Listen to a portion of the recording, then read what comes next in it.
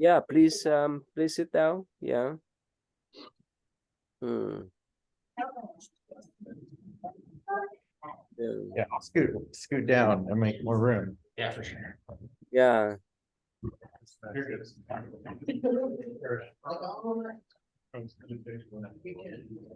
Yeah. Hi. Usually I'm in Louisville, but today because I have a special function on this weekend, so I'm here in Houston. So I'm flying back next Monday. Yeah. Okay. Yeah. Thanks for coming. Yeah. Please take a seat. Yeah. Mm. Okay. No.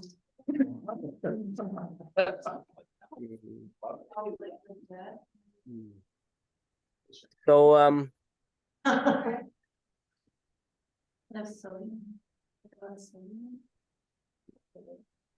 yeah. George, so how do you think about the Buddha there? A huge Buddha, what do you think? I turned it up so we could hear because it was really quiet. Mm. Yeah. So Josh and Kaylee, you see the Buddha statue, the big one, the new one in the front? All the stuff out there. Yeah, that's gonna be very cool once it gets set up. Yeah, we just shipped from Vietnam. Yeah, and pop up there. Yeah, hi, Sam. Could you ask a gentleman nearby you, yeah, to introduce himself? What's his name, please? I'm CJ. I don't know if you remember me. We used to come here before, me and my wife, Angel. Oh, hi. Thank you. Thanks for coming. Yeah, thank you. Yeah, one more time. Yeah, I used to be there, but this weekend we have special function at our center here in Houston. That's why I'm here. But I'll be back on next Monday. Yeah, here and Stephen. Yeah, so let us continue to study about Buddha and his teaching. Yeah, so let me share with you the screen. Yeah, just let me know if you can see. Can you see? Or too small? It's really small. Too small? Okay. Yeah, let me enlarge this. It's better? It's good for me. I don't know about anybody else. Yeah. It's better? I can see fine here. Sam, is better? Can you see now? Fine. Thank you. Okay. All right. Let's start with Miss Kirsten. Would you like? Could you help us to summarize what we learned in so far before we come out now here? Oh, I don't really remember. Yeah. If you don't mind, please. Yeah. It's been a few weeks. Oh, okay, depicting the Buddha. I think we had maybe just covered that previously. There weren't pictures or drawings of him. That's just representations of his feet until, I don't know, quite some later on. I think that's what we are. You want me to read? Yeah, please. Yeah. The future Buddha's final birth as Prince Siddhartha was a culmination of the many existences recounted and often illustrated in collections of Jataka stories. After a life of ease as a young nobleman, Siddhartha turned his back on privilege and began his career as a wandering ascetic.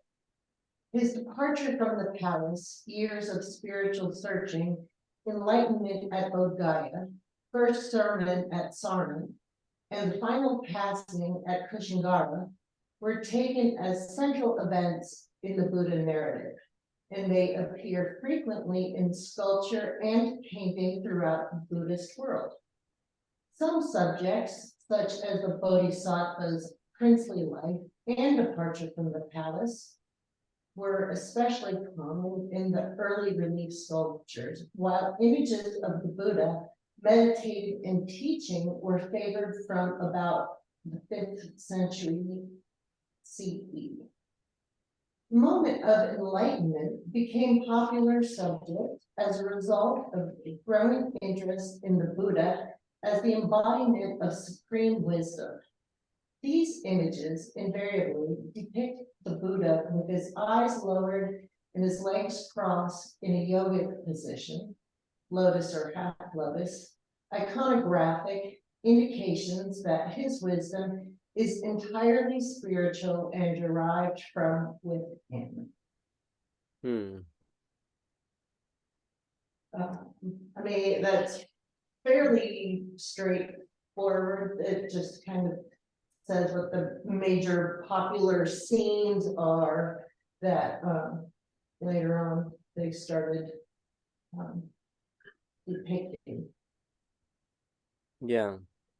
So this is just summarize the whole thing, right? From the time that he left the palace until he passed away, right? So if you could see that most of Buddha statue that depict him in meditation. Miss Kirsten, you see the mudra for our Buddha statue up there? Yes. The teaching mudra. Yeah, that's called teaching mudra. Yeah. Yeah. So Sam, can you explain about the mudra? In Buddhism and some other religions, but Buddhism has different hand gestures that have different symbolic meanings in art, and also have different spiritual powers. Like if you make certain hand gestures, it's supposed to kind of channel your spiritual and mental energy in different ways. So you know, the current large Buddha statue in the Buddha Hall, he has I can't do it with my hands from memory, but he has a specific one I recognize, the teaching mudra, that means he's teaching. Another one that you'll see in a lot of Buddha art is the earth touching mudra, where he's meditating and his right hand touches the ground to kind of ground himself and connect with the earth. And there's other ones, like ones where, you know, like, yeah, like you don't remember it, the ones where he's like giving a blessing or something, things like that. Yeah, and of course this gesture that we do all the time, that's a mudra. It's called the Anjali mudra. Who know the sign language then? Anyone here? You know sign language? I think this means thank you. I know some horseback riding. No, I do not a fair amount. So we use the sign language sometime in our daily life, right? When we agree with someone, we put our thumb together up, right? Right. So that's that type of sign language there, and that's why the mudra in Buddhism is so important. That that depict how the Buddha was teaching, whether it was teaching, a meditation, and so forth. That's what about. All right. So Sam, would you like to read next, please? Yes. The emphasis on wisdom and the Mahayana traditions of Tibet, China, and Japan led to the representation of the Buddha as a monumental cosmic being, transcendent in essence, unmovable by nature, and eternal by definition. This form of the Buddha was described as Sambhogakaya, a celestial body, a sublime form that resides only in the highest pure world. Despite the prevalence of this otherworldly vision of Buddhahood, storytelling was never entirely abandoned, and narrative vignettes often surround sculptures or paintings of the Buddha meditating or teaching.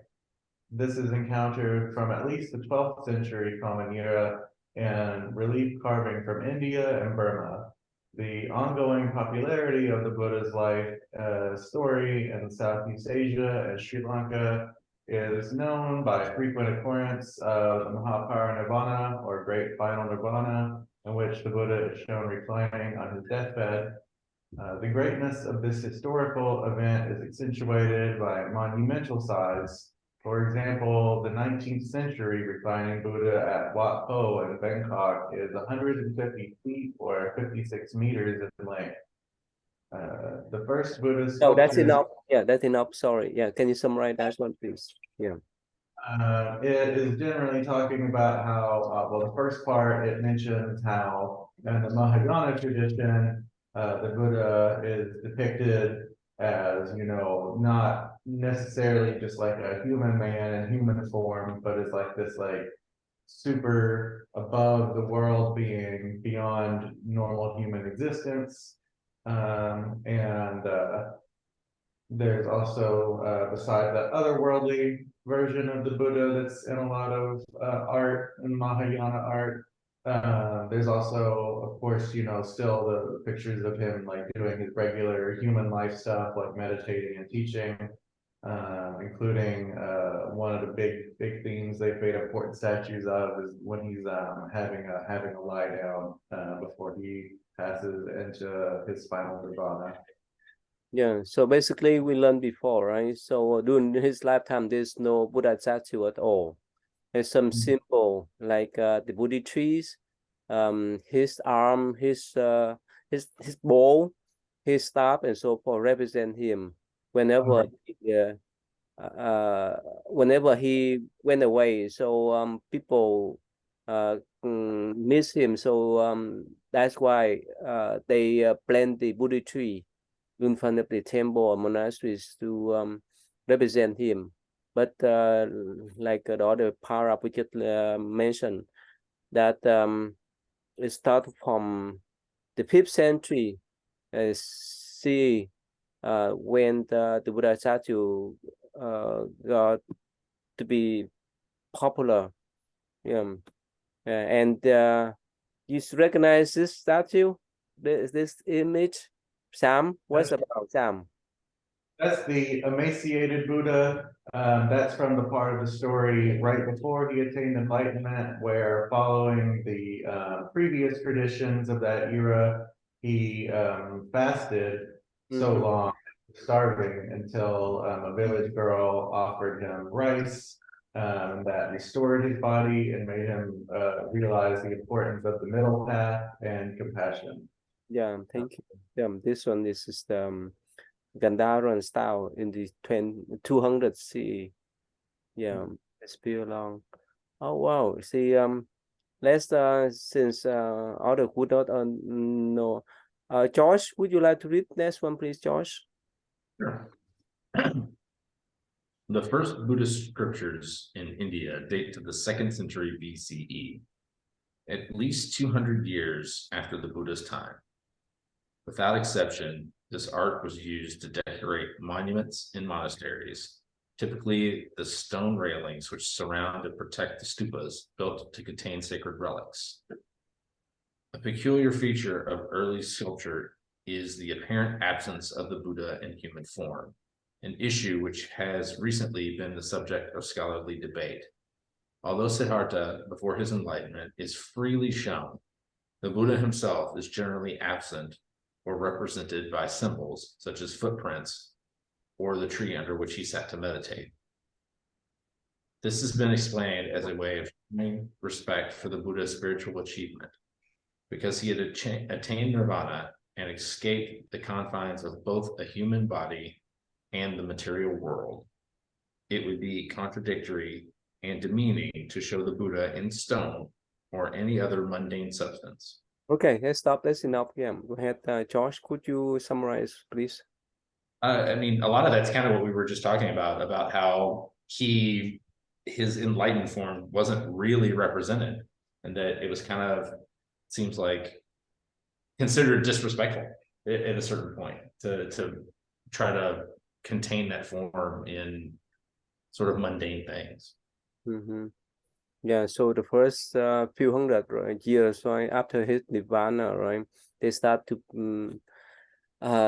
develop to draw the Buddha image. Let me show you. That's what they talking about here. The what they call Sanchi Stupa.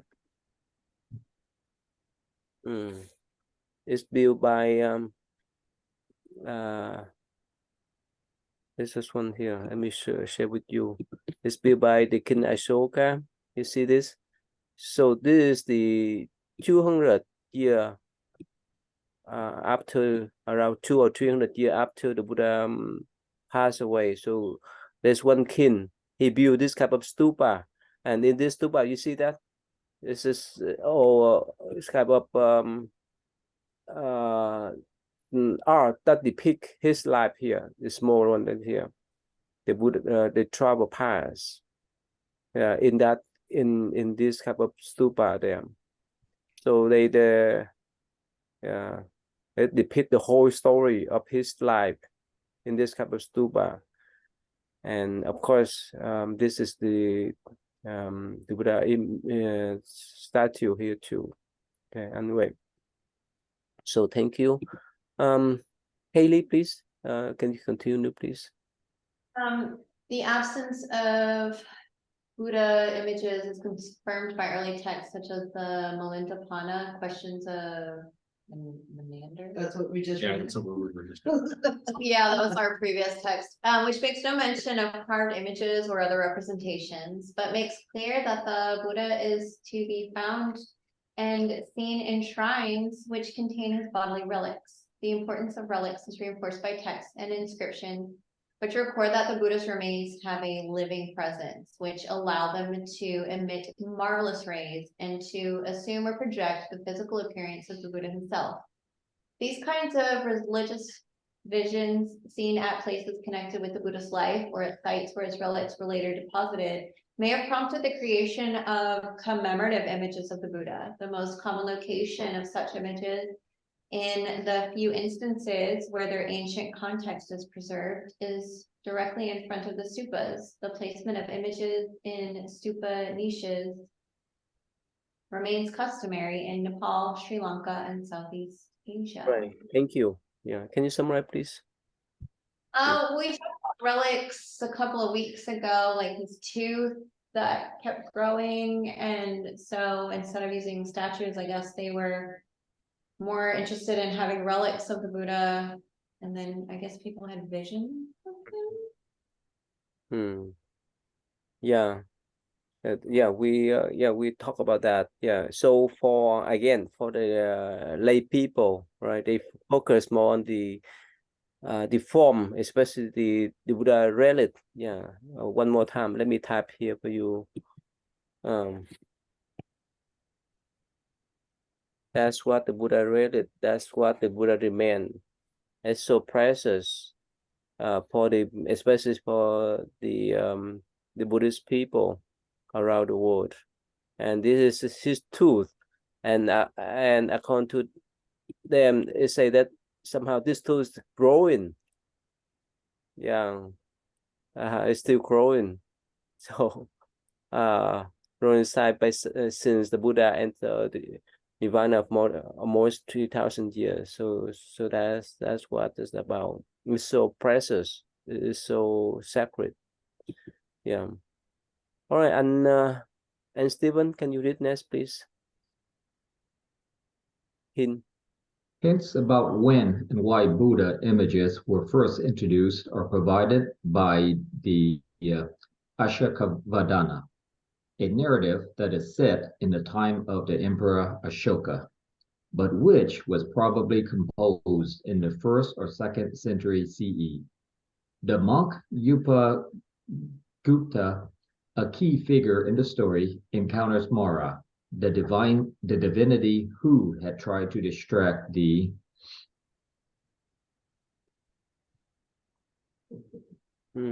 sorry, move down. Oops. Let me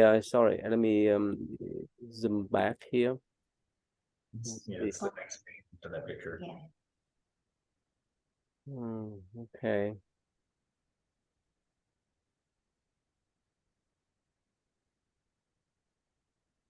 There you go. Yeah, it's that text over there. Okay, good. That's one here. Can you read? And yeah, to distract the Buddha during his final meditation at Bodh Gaya.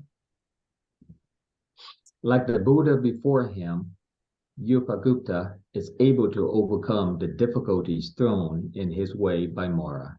Yet Mara is not destroyed, apart from the fact that his destruction would be a violent act and thus unacceptable to Buddhists. Mara is ever present since he represents desire and hence death, rebirth, and the whole material world. Upagupta realizes that Mara was present at the time of the Buddha and thus had the opportunity of seeing the master when he was alive. Upagupta asked Mara to call on his memory and magically transform his appearance into that of the Buddha. When Mara obliges, Upagupta is so overjoyed that he begins to worship the form that has appeared before him. When Mara castigates Upagupta for his unseemly behavior, Upagupta replies that it is not the actual substance of Mara which he is worshipping, but the ideal behind the image. Upagupta draws a parallel with what people do when they worship terracotta images, knowing that what they worship is the god and not the clay. Okay. Can you summarize, please? This one, I am not 100% familiar with the overall, but I believe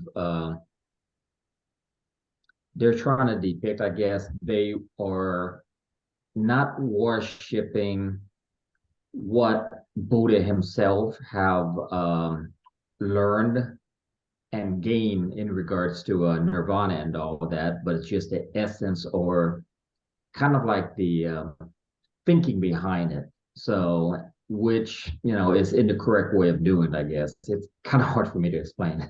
Oh, fuck that. Thank you. So again, Upagupta here, this story talk about when he attained enlightenment to become arhat.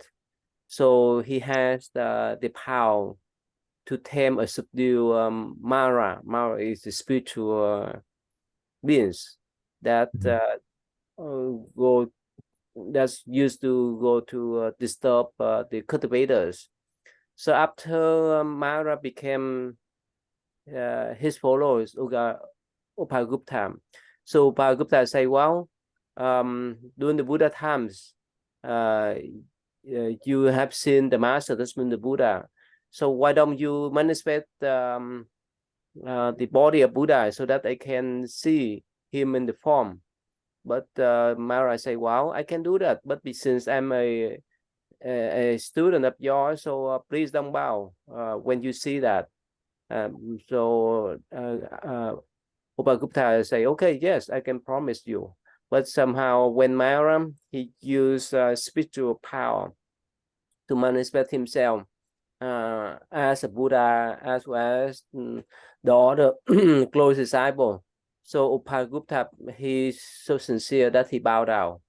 And that's why Mara complained, well, you don't keep the promise. So the Upagupta say, well, knowing that what they worship is the God and not the clay. That means he worship or he pay respect to the Buddha, not Mara. And that's what the story about. You follow and Stephen? Yes. Yeah, I want to follow, right? So again, in our life, right? We have the flags that represent the country, right? American flags, right? They represent the country. And when people wear the cross, right? Then they represent themselves as the Christian Catholic, right? And for the Buddhist people, yes, so when they wear the Buddha statue, image and so forth, is the representation of their religion. So in life, right, we have all kind of things that can represent ourselves and others. So that's why in Buddhist tradition, when we make the Buddha statue or Bodhisattva statue, it represents their teaching. Yeah, so that's the essential meanings of this power up. Then Ivan, right? Can you read, please? Yeah, here, please. This story is important because Can it you seems see? Too small. I can see time. It's okay. All right, thank you. This story is important because it seems to embody the debate that were current in the 1st century CE about the acceptability and validity of the Buddha image. At the time, stupas containing the Buddhist relics, the bodily relics of the Buddha, were well known. These relics were, of course, by their nature, material remains, but they contain a, quote, living presence, and had a capacity to act upon the world because the Buddha resolved that this should be so during his lifetime. Just like the monastic community and the Dharma, relics continue to function after the Buddha's passing. However, artistic representations of the Buddha in whatever material are unconnected with the Buddha personally and are part of the material world that is directly opposed to Nirvana. Yeah, can you stop, please? Yeah. Can you summarize, please? That essentially stating that relics are physical parts of the Buddha have a certain power of presence because they were connected to him, where duplications and replications of his image or likeness in a worldly material have no connection to him. Yeah. And yeah, we exchange things for things. Yeah. Yeah.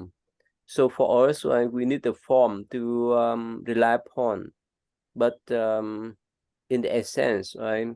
Whether the Buddha statue or relic would not have much connection with him, especially his enlightenment, like nirvana. But for us, we need that type of symbol.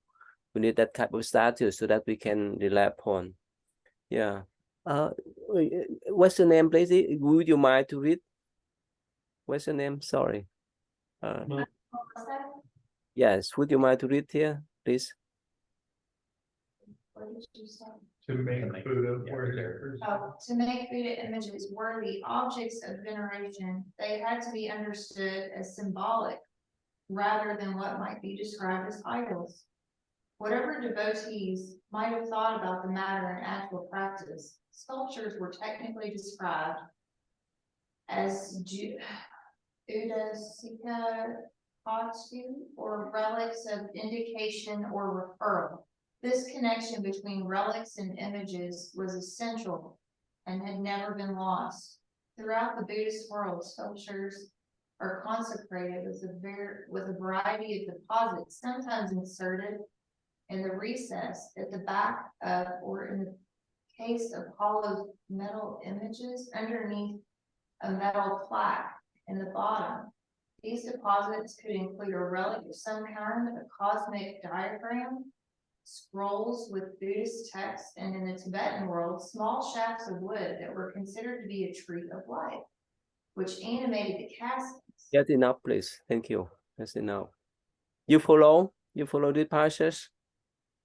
Yes. It's really interesting. They started using pieces, inserting actual relics to connect, instead of it being an idol that was made out of clay. It gave it more meaning. Yeah. So again, at first, the Buddha statue, image, and so forth would not have any kind of direct connection with the Buddha enlightenment, but later on, it's just a symbolic way of expression of the Buddha enlightenment teaching, and it's so important for us, especially the followers, to have those type of image or statue to follow. Yeah. Miss Kirsten, would you like to finish or please? Let's see, where was it exactly she? Let's see here. Probably the In India, Yeah. I see it. In India, stone carvings were consistently engraved with teaching of dependent origination. In Mahayana Buddhism, copying, reciting, and venerating texts, which contain the Buddha's wisdom, was much emphasized. Mahayana followers, believing that the Buddha was and is accessible primarily through his words. Since the verse about dependent origination was considered a summary of these words, it was in the essence of the Buddha's Dharmakaya. The presence of the text could thus be taken as genuine part of the Buddha's body, a relic, which could transform a mere piece of stone into something worthy of veneration. Yeah. So, Mahayana Buddhism, which came about what, a century after the Buddha? Is it a century? The Theravada and Mahayana kind of split like 2 or 3 centuries, but before, in the first 2 or 3 centuries, they were just early Buddhism. That was outside it. But, so Mahayana Buddhism, when they focus switched from the monastics to kind of lay people and including everyone, part of the way everyone, I guess, could mold themselves was through what they considered relics, by repeating the Buddha's words or the Buddha's names, sutras. Yeah. I remember. Oh, go ahead, Ty. Yeah, go ahead. Go ahead. In the Diamond Sutra, it says specifically like the Buddha is speaking to one of his disciples, Subhuti, and he tells Subhuti, he says, wherever this sutra is a sacred place, and it's like a relic. The sutra itself, even the copy of the sutra, is like a relic, if I remember. Yeah. Yeah, and actually, you see the progress, right? So at first, during the Buddha time, there was no Buddha statue, right? It's just the Buddha trees, something that belong to him, that represent him. So after he passed away, right? So people start to make his statue, or make the stupa to keep his relic. But for the Buddhist monk, so they focus more on the Buddha teaching to preserve the Buddha teaching. That's why you just read the passage that in the Mahayana Buddhist tradition, they have the tradition that people like to copy or write the sutra or the Buddha teaching, or even sometimes they memorize them. And even, you may not believe, some monks, they so critical that they use their own blood to write the Buddha teaching. Yeah, of course it's pretty rare, but it's happened. Yeah, and it's based on some story, some teaching that in the past, I mean, that in the past life, the Buddha sacrificed his life to learn from other teacher. So that's why even now they say some people, they memorize some part of the sutra in other tradition, in the Theravada, in the Mahayana tradition too. Yeah. Okay, so yeah, let's see here. So this one, oh sorry, this is the image. Let me sorry, it's hard for me to control. Yeah. So this is the image of the Buddha in the Thai style, right? Okay, let's see here. Let's move on to the next page. All right, so yeah, please, Sam, can you read? So small. A little bigger. Okay, that's good. Expansion and fragmentation. The Buddha's following steadily grew as he found interested audiences among the forest-dwelling ascetics, as well as among Brahmins, urban householders, and quote-unquote men of good family. He traveled almost continuously, except during the monsoon season when his monks, bhikshus, remained in one place, partly because of the difficulties caused by the weather, and partly to show compassion towards the profusion of living creatures, which might be harmed by travelers walking about during the rains. The period of settled life helped to forge the group's identity and facilitated the establishment of relations between the religious community and local lay patrons. The monks probably used this time to both bond and to engage in intensive meditation. Yeah, thank you. Yeah. Do you want me to summarize Yeah, it? please summarize, please. It's talking about how while the Buddha was alive, a lot of different people were really interested in his teachings, like the spiritual people who lived in the forest and had done so by tradition since before the Buddha. Also the Brahmins, who were the priestly people who existed before and after the time of the Buddha. Urban householders, so just lay people who live in the city, and I guess men of good family would be like upper class fellas. And it says he traveled almost continuously, except in the monsoon season when he and his monks stayed in one place. And it talks about why. I have heard this explained that you know, in the monsoon season, and in a lot of countries where there's both Buddhism and a monsoon season, they still have this tradition. They call it Vasa, and they don't do a lot of traveling during that time. It's true, but also they take special care when they do go out, because like it says in the thing, it's like talking about show compassion towards living creatures. Like I think it talks about how whenever it's super rainy, you see a lot more like worms come out and other stuff comes out to enjoy the rain. To keep from stepping on those creatures, they try to stay indoors for the most part. Yeah. Could you explain what's meant by Brahman here, please?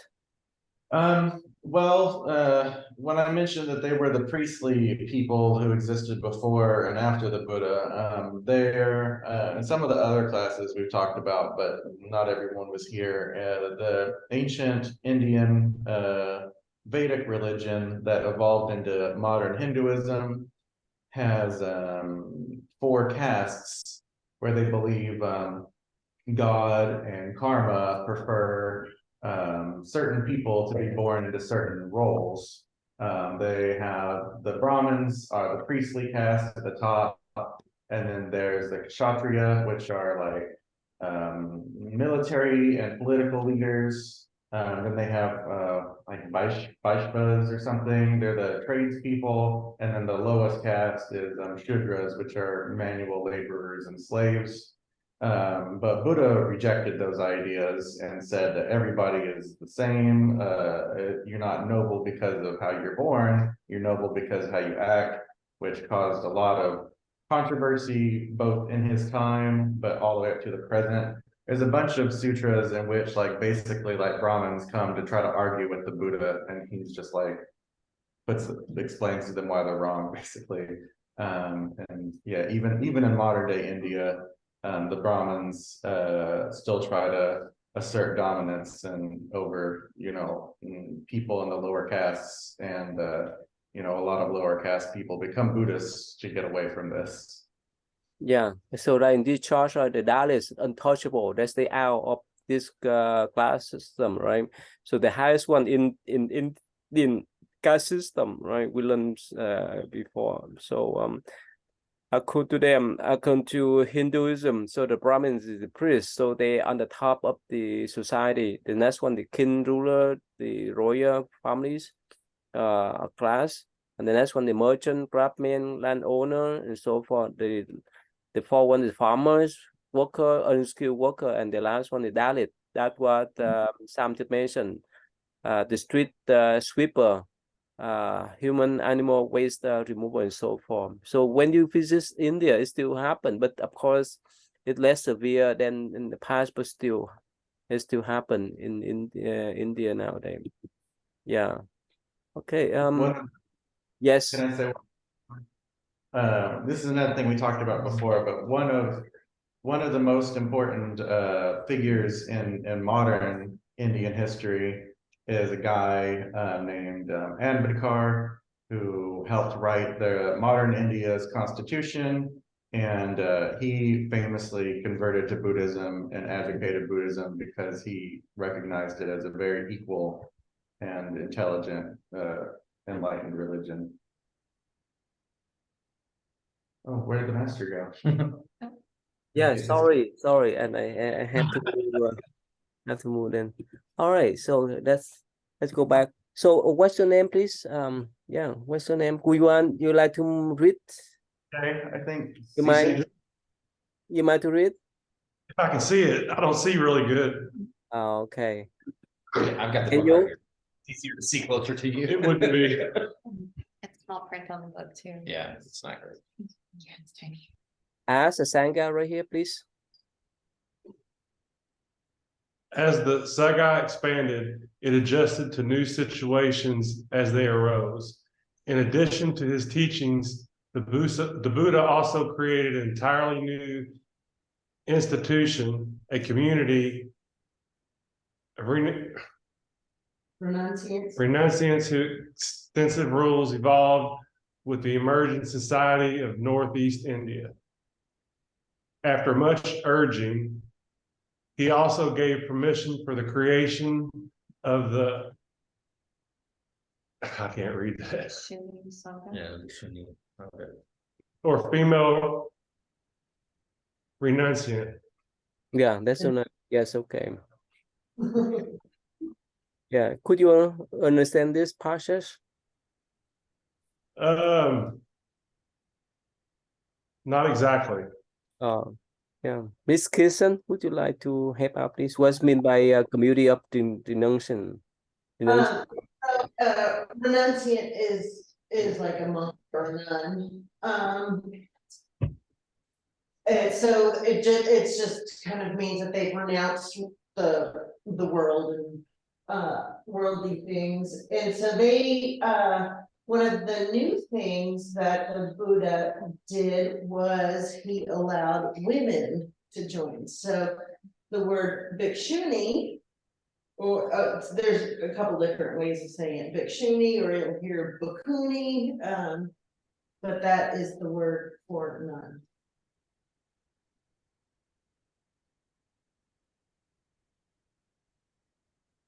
You ran away again. Boring. Either that's the- She was flat. Good at that.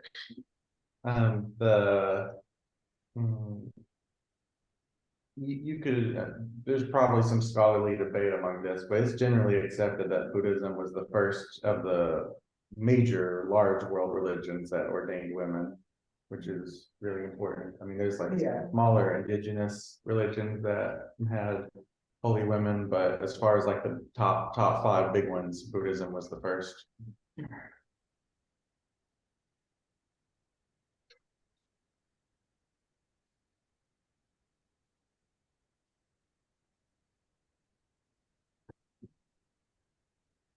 Maybe having technical difficulties. Yeah, sorry. Yeah, I have something to do. Sorry. Okay, so I think we talked about the renunciation before, right? So yeah. Sam, you like to explain more what's meant by renunciation again in Buddhist tradition? Pretty much the same thing Kirsten said, where it means that they renounce worldly things like material possessions, Not all Buddhist monastics, but most Buddhist monastics renounce eating meat. Almost all Buddhist monastics renounce other sensual things like intimate relationships. So they renounce owning property. That's like the whole thing when I say they renounce material possessions. It's not just they try not to be greedy, but they literally don't own property. They just what they have is like the bare minimum to exist is like as a monk, like their robes and their like toothbrush and razor to shave and stuff like that. And besides that, I mean, they live at a monastery or temple instead of having a house. They renounce material things and other sensual things that Buddhist lay people don't have to give up all those things. But the monastics do to be more like Buddha, so they can better teach the lay people the Dharma. Well, and I had a really good lesson the other night about just kind of talking about renunciation and how when you start to have things and accumulate things and all that, that becomes a burden. So by not having those things, kind of there's the delayed gratification. By not having these things, I will have a greater achievement. Not a typical example for a Buddhist class, but in the movie Fight Club, Tyler Durden says, what you own ends up owning you. I think that's pretty apt way to summarize what Kirsten just said. What you own ends up owning you. I think St. Francis said something similar. He's probably more, but I remember that quote as well. Yeah, So. right. Yeah, so again, in our life, right, sometimes we need to let go of some things in order to do another thing, right? Right. So in the Catholic tradition, there's some monks, they stay at the monastery, they give up material life to focus on spiritual life. But there's some priests, Christian priests, they may have families to live together as the lay people, but they focus more in the spiritual path. So I think this is very common in most of the traditions. Yeah. What's your name, please? Yes, go ahead. Yeah, would you like to read, please? Yes. Yeah, please, right here. The last paragraph.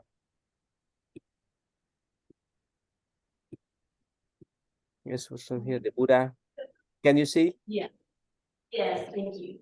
The Buddha agreed that the Sangha should receive lands, buildings, and other communal resources, which were probably donated initially to make the monsoon retreat easier to manage. In doing so, he established the means by which the Sangha, am I saying this correctly? The Sangha shifted its focus over time to a settled, cooperative, communal existence, a development that also gave householders a fixed focus for their meritorious patronage. Life in the Buddhist Sangha was a true refuge for those noble sons and daughters for the Buddha, as monks and nuns were called, who wished to leave behind their homes and seek enlightenment. The ideal was simple. Material needs were provided by lay householders, and the ordained would assist each other so that renunciation and meditation could be practiced without encumbrances. Yeah, thank you. You understand this part, this paragraph? Was he establishing ways that they would renounce and become monks and nuns? Is that kind of what they're? So let's say I think oh, okay, so you know the Irish people, right? Is that the Irish people? Yes, the Irish people, they live in the communities, right? And there's some community that they especially the Irish one, they They don't use electricity.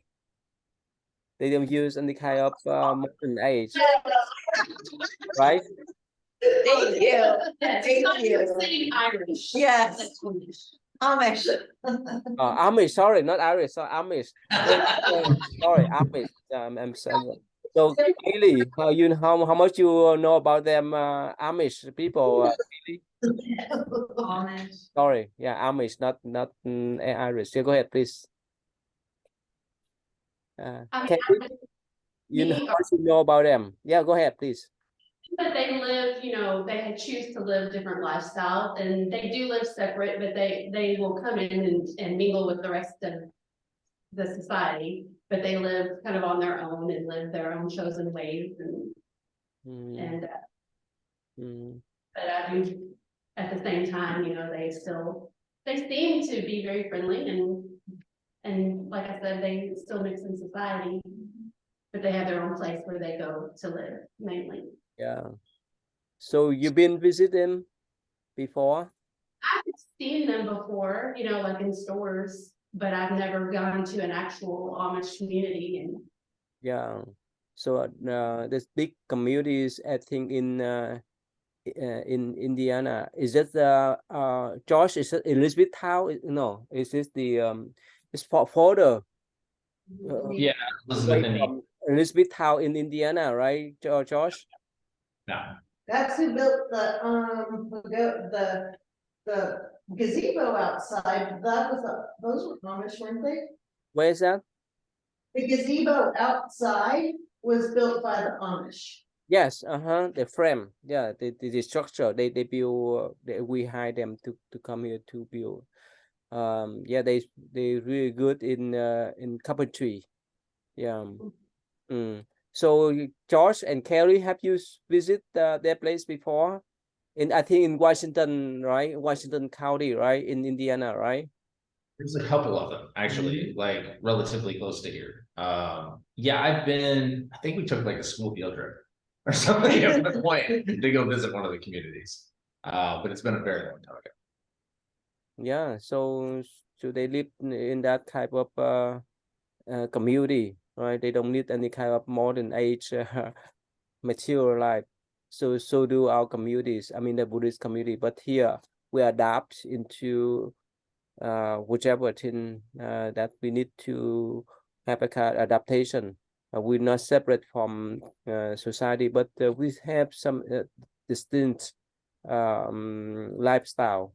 And actually, one group of college students came here this noon time and visit our temple. They ask about our lifestyle. So we say that for the one who stay here, I mean that at our Buddhist center, the basic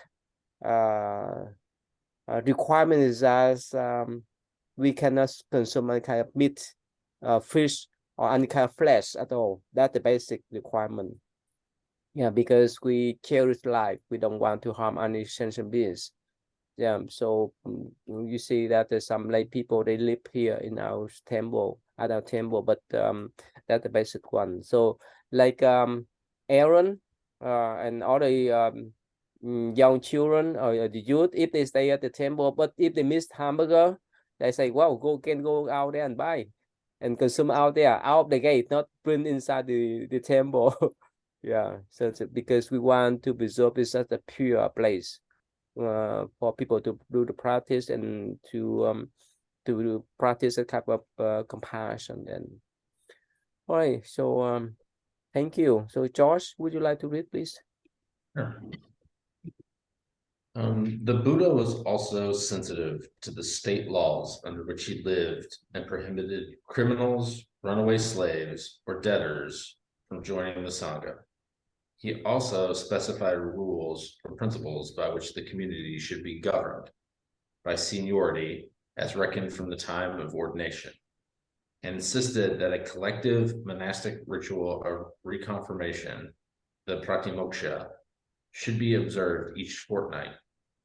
The Buddha's genius as a community founder is also evident in his cultivation of a householder community that provided for the needs of the Sangha. Yeah, please summarize.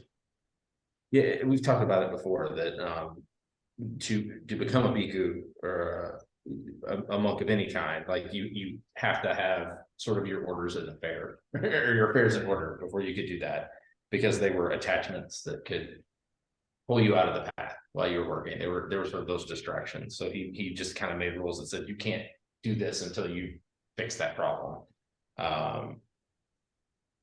Yeah, I mean that's kind of basically what it says. Yeah, could you elaborate more why we cannot accept the criminals or debtors to become a Buddhist monk and nun? Why is that? Because I mean, if you owe somebody money and you no longer have possessions, you're kind of shirking your responsibility for that you had before, and then they could come after the sangha at that point, looking for what they want. And like criminals, it would be a very good place to sort of go and hide and never pay the consequences of what you've done. Mm-hmm. The whole point is that you're trying to lead this like incredibly ethical, moral life to an incredibly high and difficult standard. So, yeah. But Mr. Kirsten, remember the story of the a serial killers during the Buddha time? He has him. So what's the difference then? Well, I don't, maybe because the Buddha could see. Maybe the Buddha was able to see and, well, and of course, we practice forgiveness, a lot of forgiveness, compassion. But I think it also has to be like a very sincere way of turning your life over and your karma coming to fruition. It's not. Mm-hmm. So what happened if someone commit crimes? So they don't have any chance to be Buddhist monk and nun? They can't, but you have to pay your debt to society, or what you have to have all your affairs in order. And I have shown a sincere. I would say it also relates to something that Josh said, where, part of it is just that they don't want some authorities or other people coming after the whole Sangha and holding the Sangha responsible. Particular. And Stephen, what do you think?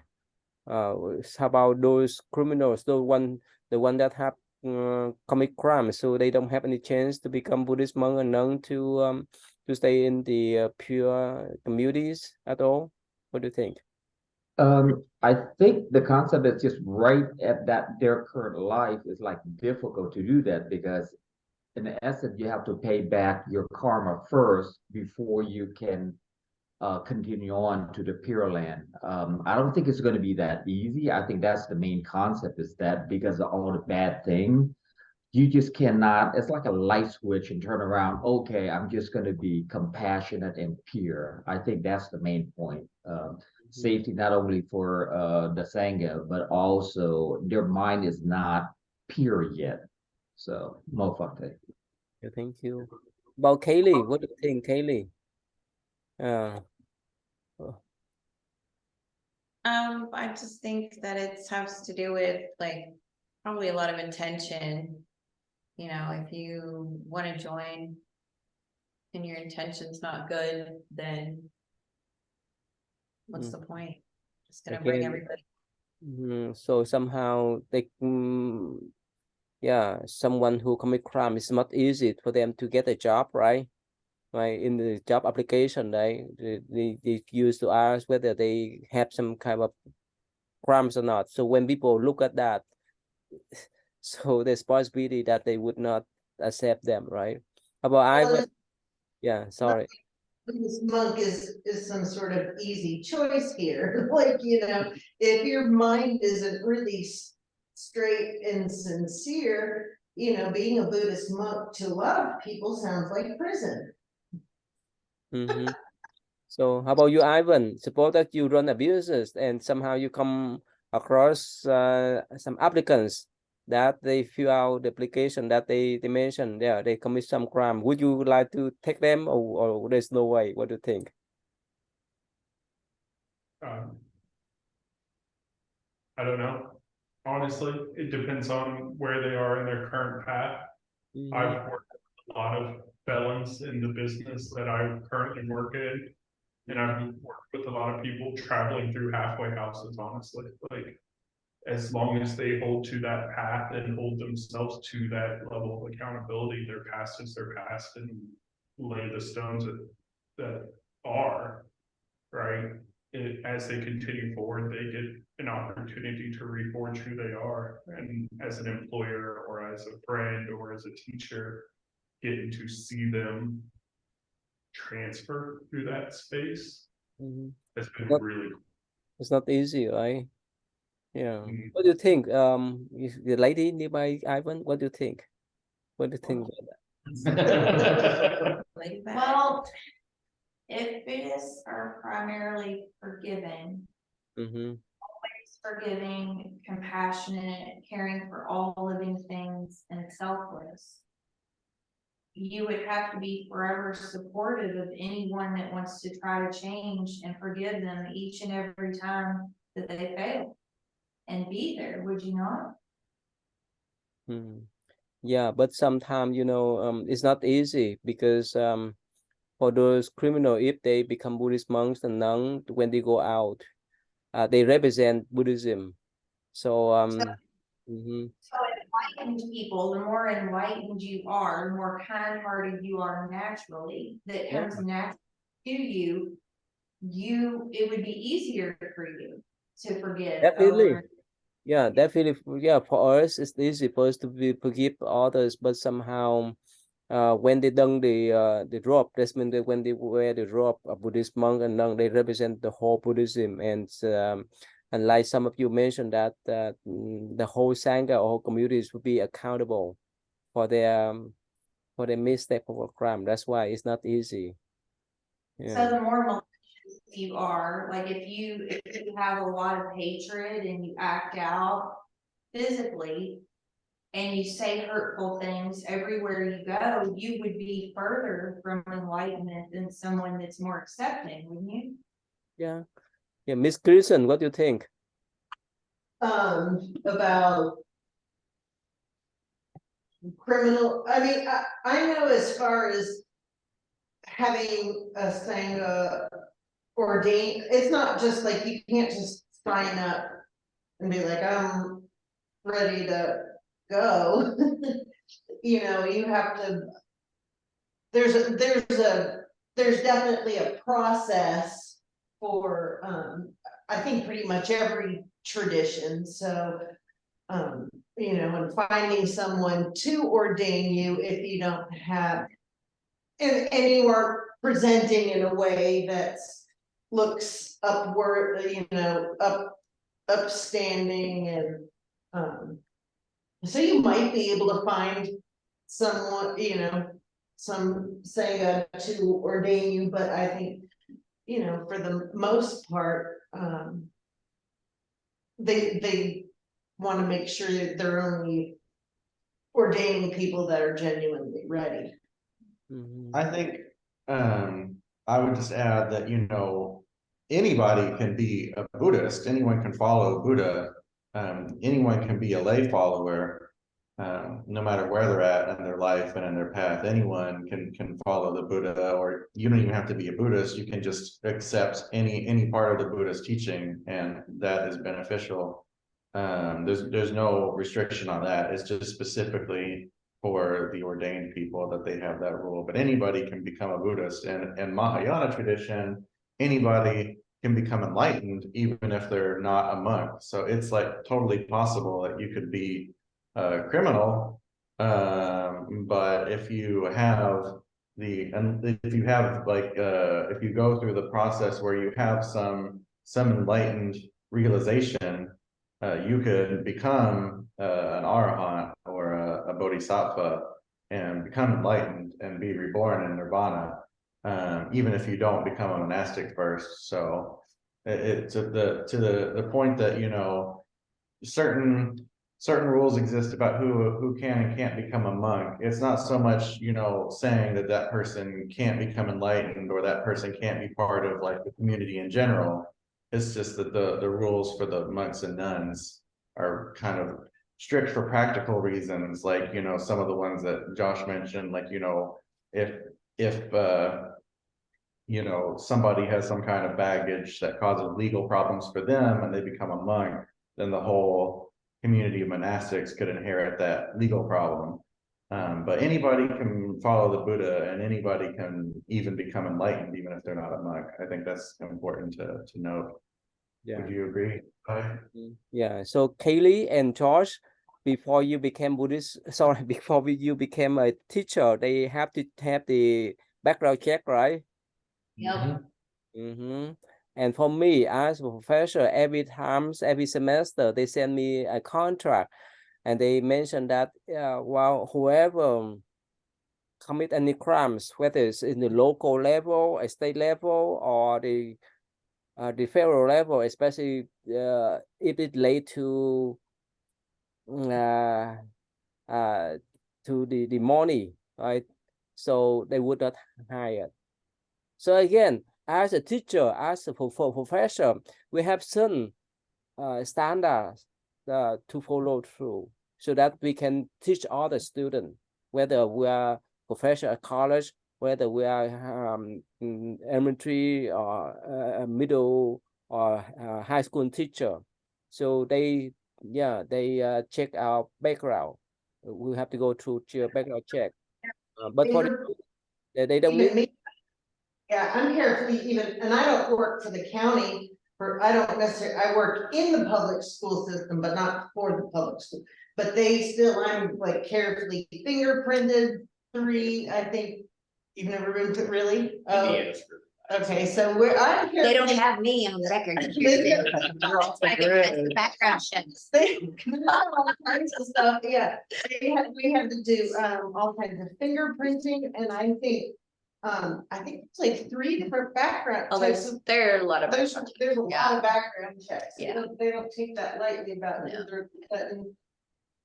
Yeah. Right, so thank you. Yes, we went over the times. So thank you. So see you next Friday then. Thank you. Okay. Yeah. Well, that's it. Okay, we can continue to discuss about it. Thank you. See you then. Okay, thank you. Good night, everyone.